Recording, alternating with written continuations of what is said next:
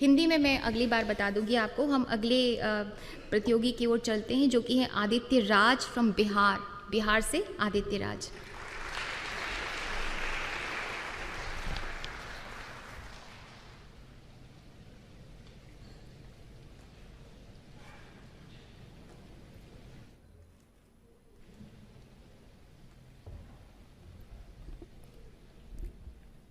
भारत का चिंतन कहता है कि सारा विश्व हमारा है। भारत ही तो दुनिया की हर संस्कृति स्वीकारा है। अति पुरातन शाश्वत जग में इसी देश की गाथा है। सभी श्रेष्ठ है धर्म देश पर मां बस भारत माता है। वसुदेव कुटुंबकम के इसी संकल्प के साथ आजादी के अमृत काल और G20 की अध्यक्षता करते भारत के पहले राष्ट्रीय युवा संसद में परम आदरणीय निर्णायक मंडली, सह प्रतिनिधिगण एवं इस ऐतिहासिक सेंट्रल हॉल में उपस्थित प्रत्येक सम्मानित सदस्य को बोधिसत्व की भूमि बिहार से पूनम नंदन आदित्य का प्रणाम। पूर्व प्रधानमंत्री सद्य अटल बिहारी वाजपेयी ने कभी कहा था कि अंधेरा छटेगा, सूरज निकलेगा, कमल खिलेगा, और यह प्रमाण है उस परिणाम का जब आज संपूर्ण विश्व एक कुशल नेतृत्व में G20 की अध्यक्षता में भारत के खिलते हुए कमल को प्रणाम कर रहा है। और यही कारण है कि निसंदेह रूप से आज का मेरा विषय G20 में भारत की अध्यक्षता है।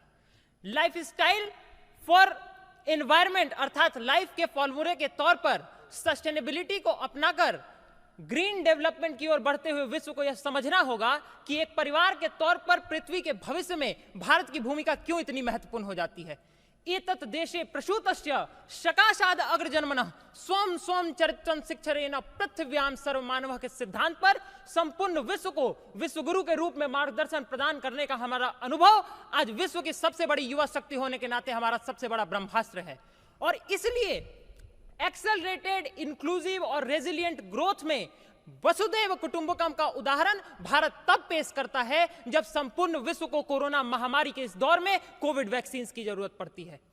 अर्थ से आगे बढ़कर परमार्थ का उदाहरण भारत तब पेश करता है जब मानवता के आधार पर भारत सारे मनमुटावों को भूलकर टर्की को ऑपरेशन दोस्त के रूप में मदद प्रदान करता है और साथ ही साथ स्थापित करता है उस परंपरा को जो साबित करती है कि भारत विश्व ही नहीं अपितु संपूर्ण ब्रह्मांड की शांति की कामना कुछ इस प्रकार करता है कि ब्रह्मा मुरारी त्रिपुरांतकारी भानु शशि भूमि सूतो बुधश्च गुरुश्च शुक्रः शनि राहु केतु सर्वे ग्रहा शांति करा भवन्तु।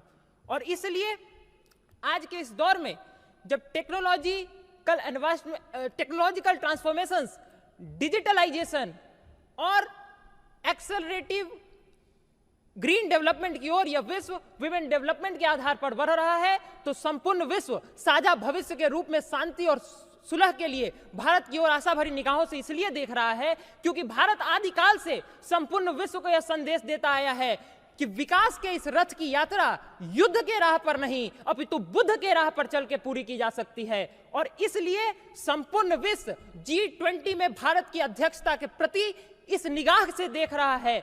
इसलिए भी महत्वपूर्ण हो जाता है 21वीं सदी में भारत का यह चरित्र, क्योंकि भारत यदि दुनिया का नेतृत्व करेगा तो दुनिया को डोमिनेट करने के लिए नहीं अपितु दुनिया को मोटिवेट करने के लिए नेतृत्व करेगा। क्योंकि भारत का लक्ष्य दुनिया को कुछ प्रूफ करना नहीं बल्कि संपूर्ण विश्व को इंप्रूव करना है।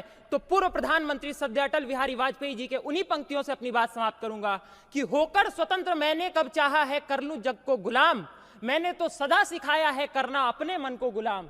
गोपाल राम के नामों पर कब मैंने अत्याचार किए, कब दुनिया को हिंदू करने घर घर में नरसंहार किए, कोई बतलाए काबुल में जाकर कितनी मस्जिद तोड़ी, भूभाग नहीं सत सत मानव के हृदय जीतने का निश्चय, विश्व शांति स्थापित करना ही हमारा अटल निश्चय।